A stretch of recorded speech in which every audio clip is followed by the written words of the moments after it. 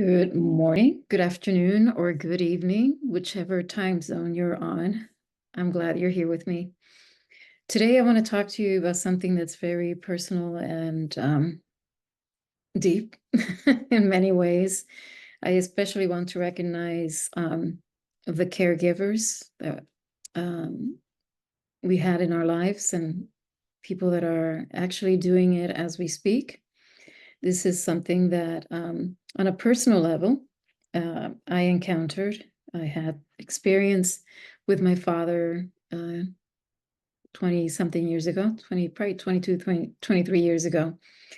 And I wanted to honor those who are doing it as we speak. I am as well working as a caregiver. I never thought that after being one, I would have, go on this type of journey afterwards. But I guess time heals, and then you really reconsider the fact that who better than someone who has experienced caregiving.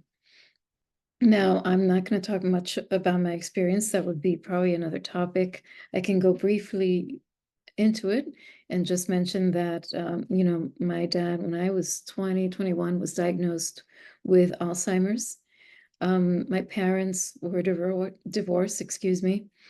So therefore, being the eldest at that time, I took charge and I became his legal guardian.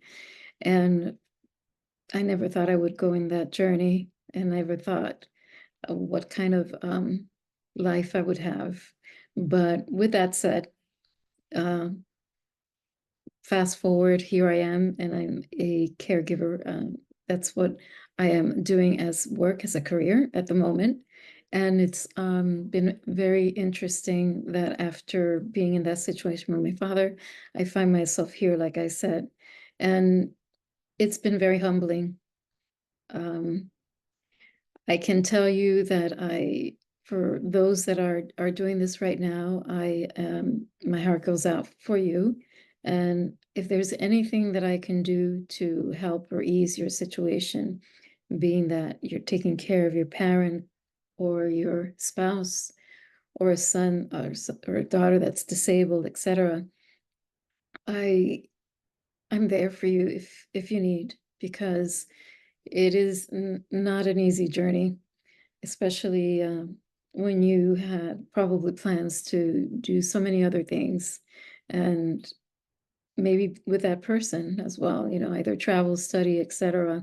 And all of a sudden you have this, the brakes go on, and you're in a situation where you either have to have them at home, or you have to put them in a place where they take care of them because you unfortunately can't take care of them. You're probably working, or you're not probably well, as it can happen. And the struggle is very hard because the situation, obviously, if it's a family member, the situation in your family, the whole dynamics change, and things start to come up. So there's a lot of guilt, there's a lot of resentment, there's a lot of anger. Um, and but at the end of the day, it's something that really makes you as a person. When I look back, yes, I was upset. Here I am going to college, and all of a sudden I couldn't focus, and my direction changed.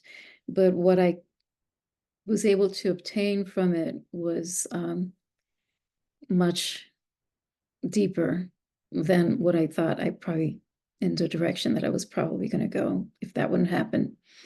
The resilience, the patience, the compassion, the understanding, the power that one has to sum up in order to deal with the emotions, with the sadness, with depression as well, and seeing a loved one suffer and not know what to do or how to make them feel, see them and be very sad because you don't see them. They're not the same person. In my case, with my father having dementia.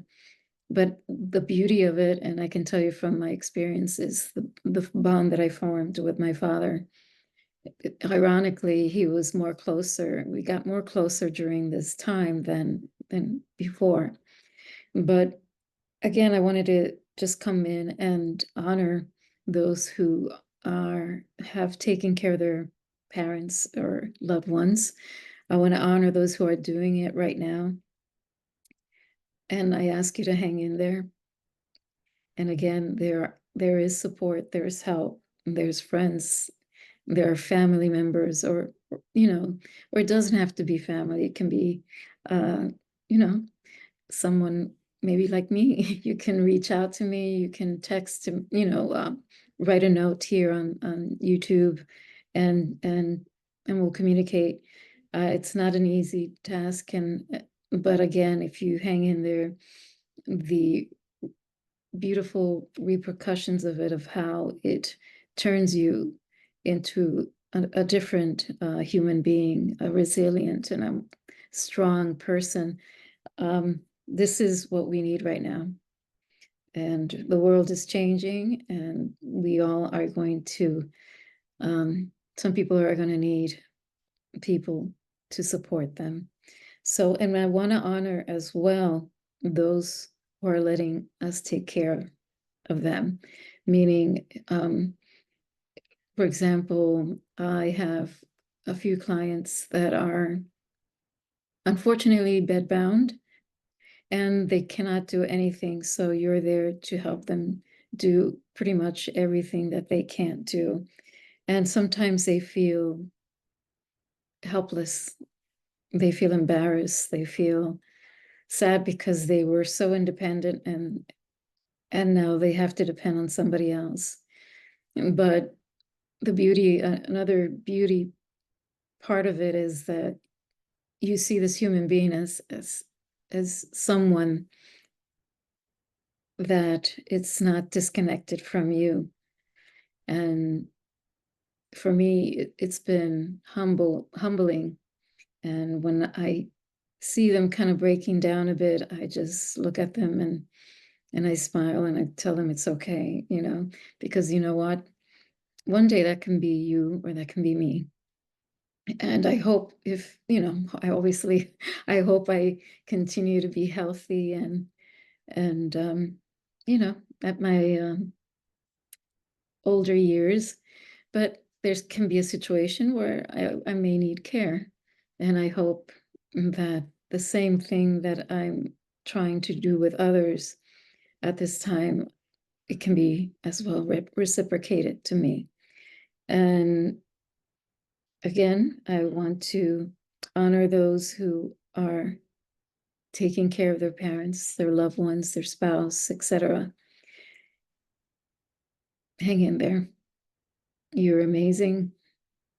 You came here to be magnificent. So unfortunately, the road is just a bit challenging for us now. But at the end of the day, we are resilient and amazing. So hang in there. And again, if you wish to reach out, send me a note, and I'll do my best to help out in this journey. And I will talk further about it, because I know it's something that I believe it's in the shadow.